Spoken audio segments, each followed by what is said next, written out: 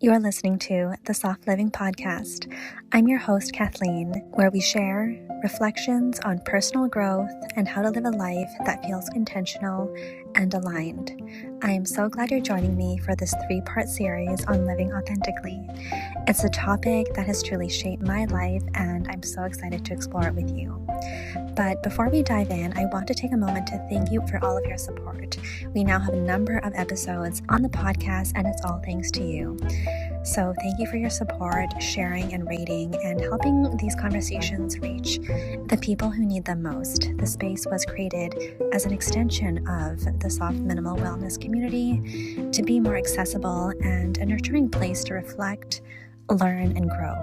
And I'm really grateful to have you here. Living authentically starts with noticing yourself, the things you once loved, the routines, the environments, even the people. These may have felt perfect once, but now they may no longer fit. And that's okay. That's actually a signal that your life is ready for alignment with who you are now. Being authentic isn't about becoming someone new. It's about tuning into the patterns, desires, and instincts that already live within you. When you pay attention to what genuinely excites or motivates you, you begin to make choices that reflect your true self. Whether that's in your work, your relationships, or even the way you spend your time. For me personally, I'm someone who loves to learn. I love to absorb new experiences, travel and see the world, and immerse myself in different cultures and environments, and notice the details of what I'm seeing and feeling. Each of these experiences has shaped how I see the world and has helped me refine what I want and given me the confidence to trust myself in the decisions I make. And the beautiful thing is, when you live authentically, everything else starts to fall into place. You start to notice that the energy you put out attracts people and experiences that resonate with who you truly are and what you truly desire. Over this 3-part series, we'll be exploring, first, understanding and stepping into your authentic self. And in the next episode, navigating the threshold, the in-between moments of change and growth. And then finally, fully stepping into your new self, how to live confidently and authentically in every area of your life. I hope this first episode encourages you to pause, reflect, and reconnect with the parts of yourself that feel true. We hear the phrase, be your authentic self, all the time. And it sounds beautiful, but it can also feel abstract. So today, I want to bring this into real life, not in theory, but in a way you actually move through your days, the choices you make, the way you respond, the way you communicate, the way you trust yourself. Being authentic isn't about becoming someone new. It's not about changing who you are or reinventing your life. Most of the time, authenticity is about alignment. It's about noticing when you're acting from habit instead of intention, and gently choosing what feels more like you. Here's a simple way to think about it. Your authentic self is how you think, choose, and move through life when you're not trying to impress, prove, fix, or perform. It's how you are when you feel relaxed enough to be honest. So instead of asking, who am I really, try asking questions like, when do I feel most like myself? What drains me faster than I expect? What feels easy for me that I keep overthinking? Where am I saying yes out of habit, not alignment? Your authentic self is how you think, choose, and show up. When you're not filtering yourself, when you're not second-guessing every response or editing your truth to fit.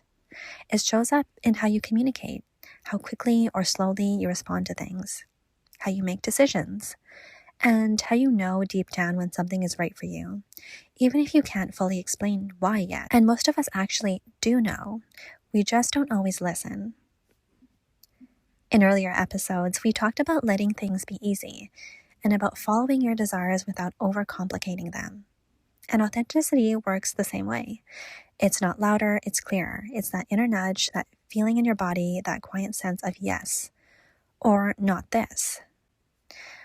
I've always been quite an intuitive person. I notice things in my body before my mind catches up.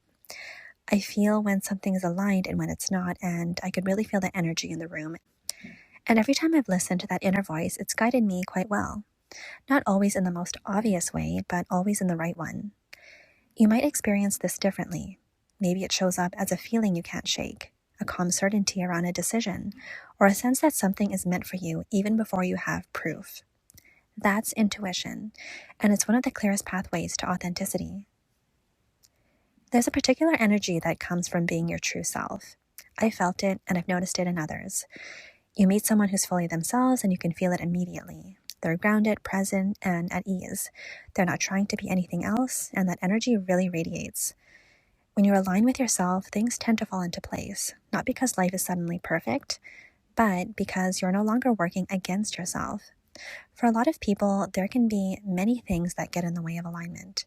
People-pleasing, over-explaining, over-analyzing, saying yes when something doesn't sit right, dimming parts of yourself to keep things smooth or familiar.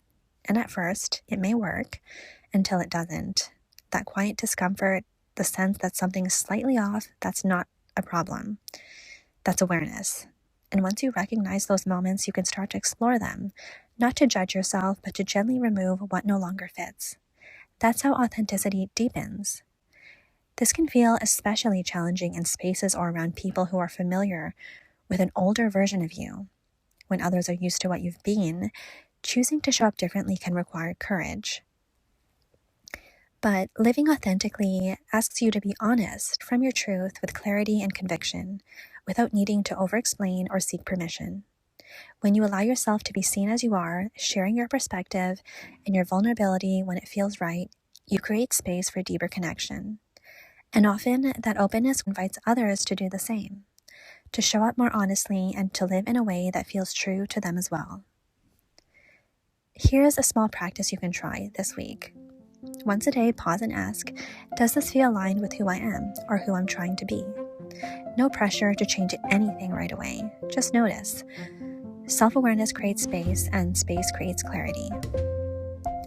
Before we close, I want to share a preview of what we'll explore next. There's often a moment in growth, a very real one, where you feel that you're on the edge of a new version of yourself. Is this something you can relate to? The old ways don't quite work anymore, the old motivations don't land the same, but the next version hasn't fully arrived yet. You can feel quiet, unsettled, like you're in between. This is a natural part of transformation, a pause where nothing seems to be happening, but everything is actually reorganizing beneath the surface. In the next episode, we'll talk about how to move through that space with trust, without forcing clarity, rushing the process, or abandoning yourself along the way. Authenticity isn't about being louder or more confident or even more visible. It's about being more you, consistently, calmly, and with self-trust. And when you start living that way, something happens. Life feels clearer, decisions feel simpler, you stop pursuing what isn't meant for you, and you make space for what is.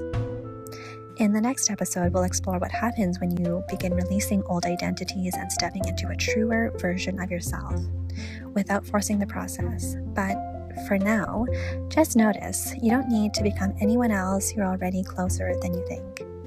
Thank you so much for listening. I would love for you to leave a comment on what resonated in this episode. And thank you so much for subscribing, for sharing, as it helps others discover this space too. I'll see you in part 2.